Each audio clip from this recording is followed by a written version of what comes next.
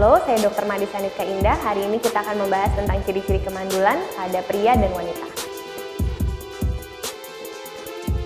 Kemandulan itu sendiri adalah proses gagalnya sel telur bertemu dengan sperma atau tidak terjadi pembuahan. Kamu jangan sedih dulu kalau misalnya biasanya baru awal menikah kemudian tidak langsung mendapatkan anak, belum tentu itu disebabkan kemandulan. Biasanya kemandulan itu apabila kamu sudah melakukan hubungan seksual secara berturut-turut selama kurang lebih 12 bulan, kemudian kamu mengalami kegagalan untuk pembuahan. Itu baru disebut kemandulan. Kalau ciri-ciri secara fisik sih untuk kemandulan tidak dapat dilihat begitu saja, tapi biasanya kalau dari ciri-ciri seksual itu bisa kelihatan. Misalnya salah satunya tumbuh rambut pubis di rambut kemaluan di laki-laki, kadang tipis atau kadang tidak ada. Itu biasa terjadi karena gangguan hormonal. Kemudian bisa juga gangguannya pada testis atau buah zakar. Biasanya buah zakarnya salah satu tidak ada atau tidak normal sejak lahir. Kemudian bisa juga apabila terjadi pembengkakan atau kemerahan pada buah zakar. Kemudian bisa juga apabila terlihat buah zakar lebih kecil daripada laki kebanyakan, seperti itu juga bisa. Kemudian selanjutnya biasanya pasien-pasien yang mengalami obesitas atau kegendutan. Kemudian selanjutnya biasa pria perokok, kemudian pria dengan hidup yang kurang teratur, misalnya tidak berolahraga secara rutin. Kemudian ada beberapa penyakit penyerta, misalnya memiliki keluarga yang ada riwayat kemandulan juga. Ada juga penyakit pada sperma, dan juga biasanya yang paling sering itu adanya trauma atau kecelakaan yang terjadi pada daerah kemaluan. Biasanya yang paling sering sih gangguan pada testis.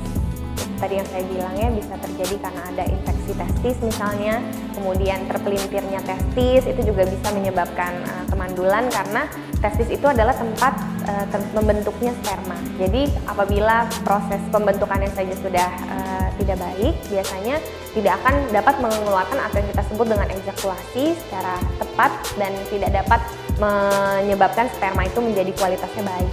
Biasanya yang paling berpengaruh pada proporsi tubuh itu adalah kualitas dari sperma. Jadi sperma itu kan kita mencari yang cepat, kemudian bisa sampai ke sel telur itu dengan tepat dengan kualitas yang baik. Nah, kadang-kadang kalau misalnya berpengaruh sama obesitas itu biasanya jadi gerakan spermanya lebih lambat, kemudian bentuk spermanya yang kurang sempurna, misalnya tidak ada kepala, hanya ekor saja. Nah, itu tidak bisa terjadi pembuahan.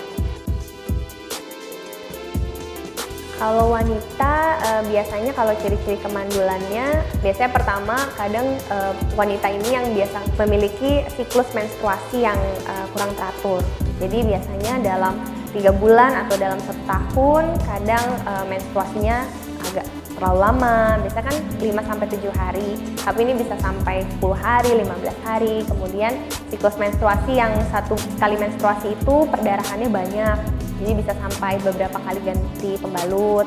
Kemudian yang selanjutnya bisa juga misalnya ada timbulnya perdarahan di sela atau di jenjang antara siklus menstruasi yang satu dengan siklus menstruasi yang lain. Nah, itu kalau sampai ada perdarahan biasanya penyebab untuk penyakit lainnya, misalnya seperti nyom, kanker. Nah, itu bisa menyebabkan beberapa kemandulan. Terus kalau misalnya sama pada fisiknya, kalau pada organ kewanitaan biasanya rambut pubisnya sedikit atau cenderung botak. Kemudian wanita-wanita dengan obesitas itu juga bisa. Kemudian beberapa wanita misalnya terlalu sering bekerja atau terlalu keletihan, itu juga dapat menyebabkan penurunan dari produksi sel telurnya. Biasanya yang paling sering itu adalah hormonal. Jadi dari siklus menstruasi sih ya yang paling sering bisa kita lihat dan mungkin kita bisa perbaiki. Nah, jadi yang pertama itu kalau misalnya kita lihat siklusnya tadi dalam 3 bulan berturut-turut itu ada salah satu siklus yang di luar normal, maka harus segera diberikan atau dikonsultasikan kepada dokter obgyn. Biasanya kita memberikan terapi hormonal atau beberapa obat hormonal untuk memperbaiki apabila memang masih bisa diperbaiki. Kemudian kita lakukan perencanaan untuk melakukan pembuahan atau pertemuan antara sel telur dengan sel sperma. Jadi nanti biasanya akan dijelaskan oleh dokter obgyn.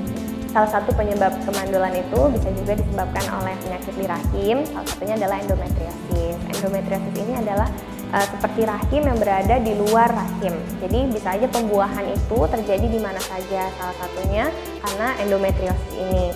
Nah, kemudian hal yang lain bisa terjadi di tuba Fallopi. Jadi pembuahan terjadi pada saluran pada saat menuju ke rahim.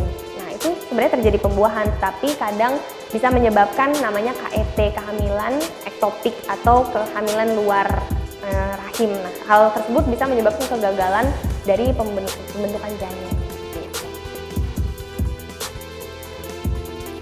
Apabila sudah ada beberapa gejala-gejalanya, tentu saja harus datang ke dokter untuk wanita, ke dokter OB/GYN. Kita melihat apakah ada resiko-resiko yang dapat menyebabkan kemandulan, kemudian bisa juga ke dokter spesialis infertilisasi. Jadi melihat apakah yang bisa dilakukan selanjutnya untuk pemeriksaan. Apabila memang benar-benar terjadi kemandulan, bisa dilakukan juga beberapa pemeriksaan sehingga bisa direncanakan untuk misalnya seperti bayi tabung atau beberapa pemeriksaan lainnya untuk mempermudah.